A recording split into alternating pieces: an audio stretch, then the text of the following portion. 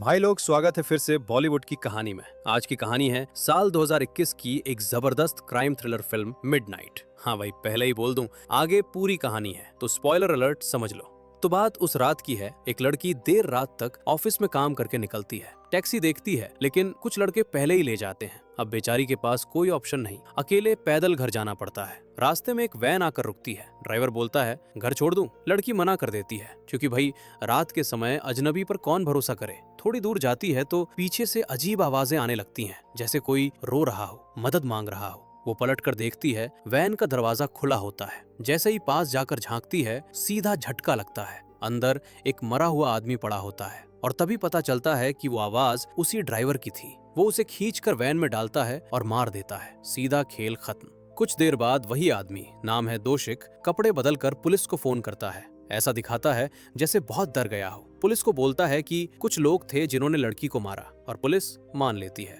अब एंट्री होती है हमारी असली हीरोइन किम क्यूंग मी। वो सुन नहीं सकती लेकिन बहुत तेज दिमाग वाली लड़की है। कस्टमर केयर में काम करती है, जहां वीडियो कॉल पर सांकेतिक भाषा में लोगों से बात करती है। वहां भी कुछ बदतमीज लोग होते हैं जो उसे गालियां देते हैं। ऑफिस डिनर में भी लोग उसकी बधिरता का फायदा उठाकर उसके बारे में उल्टा सीधा बोलते हैं। उन्हें नहीं पता कि क्यूंग मी होठ पड़ सकती है। वो भी इशारों में उन्हें ऐसे जवाब देती है कि मजा आ जाता है। काम के बाद वो अपनी माँ को लेने जाती है, जो खुद भी सुन नहीं सकती। एक बाइक टक्कर मारने वाली होती है लेकिन कार के अलार्म से बच जाती है। माँ खुश होती है, पैसे अच्छे मिले हैं, अब दोनों छुट्टी मनाने जाएंगी। अब कहानी में तीसरा किरदार आता है सेओ जंग। उसका भाई जोंग टक बहुत ज्यादा प्रोटेक्टिव है। लड़की डेट पर जाती है लेकिन देर हो जाती है, फोन भी नहीं उठाती और यहीं से फिर दोशिक एक्टिव हो जाता है। वो पहले क्यूंग मी को देखता है लेकिन तभी सेओ जंग दिख जाती है। बस शिकार बदल जाता है। वो सेओ जंग पर हमला कर देता है। क्यूंग मी की माँ कुछ सुन नहीं पाती,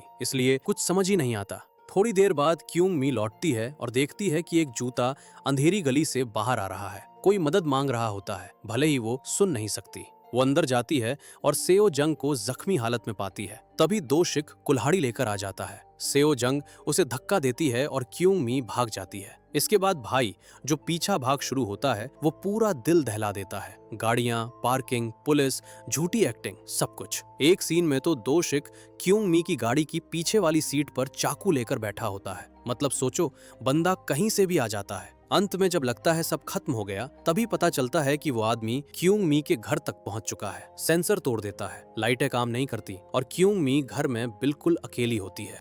क्यूंग मी जैसे ही अपने कमरे में पहुंचती है, उधर दोशिक चुपचाप घर के बाकी सारे सेंसर बंद कर देता है। डर के मारे क्यूंग मी जोंग टक को मैसेज करती है, क्योंकि उसी ने जरूरत पड़ने पर मदद का वादा किया था। दोशिक कुल्हाड़ी उठाकर हमला करने ही वाला होता है, तभी क्यूंग मी नोटिस करती है कि कमरे का खिलौना तो चल रहा है लेकिन लाइट्स रिएक्ट नहीं कर रही। बस यहीं उसे समझ आ जाता है कि घर में कोई है। वो पलटती है और बाल बाल बच जाती है। वो दूसरे कमरे में भागती है, दरवाजे के आगे अलमारी लगा देती है और जोंग टक को मैसेज भेजती है, हत्यारा घर में है। फिर वो अपनी माँ को मैसेज करती है कि वापस मत आना, लेकिन तभी माँ का मैसेज आता है, मैं घर आ चुकी हूँ। क्यूंग मी घबरा जाती है लेकिन अगला ही पल उसे झटका लगता है। मैसेज की भाषा बिल्कुल सही होती है। तभी उसे समझ आता है दोशिक के पास उसकी माँ का फोन है। अचानक दरवाजे की दरार में दोशिक दिखता है। वो हाथ पकड़ने की कोशिश करता है लेकिन क्यूंग मी दरवाजा बंद कर देती है। दोशिक कुल्हाड़ी से दरवाजा तोड़ने लगता है। कोई रास्ता नहीं बचता तो क्यूंग मी खिड़की से कूद जाती है। दोशिक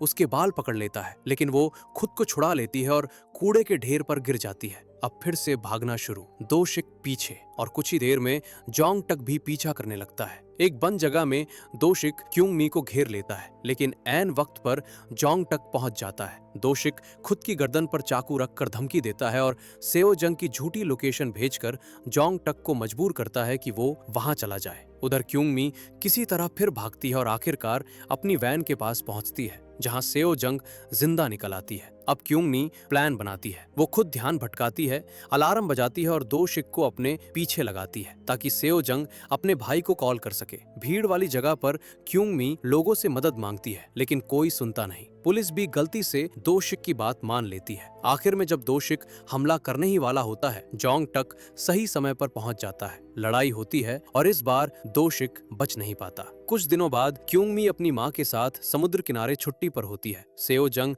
और जोंग टक भी साथ होते हैं। चारों मुस्कुराते हैं, तस्वीर खिंचवाते हैं और कहानी यहीं खत्म होती है।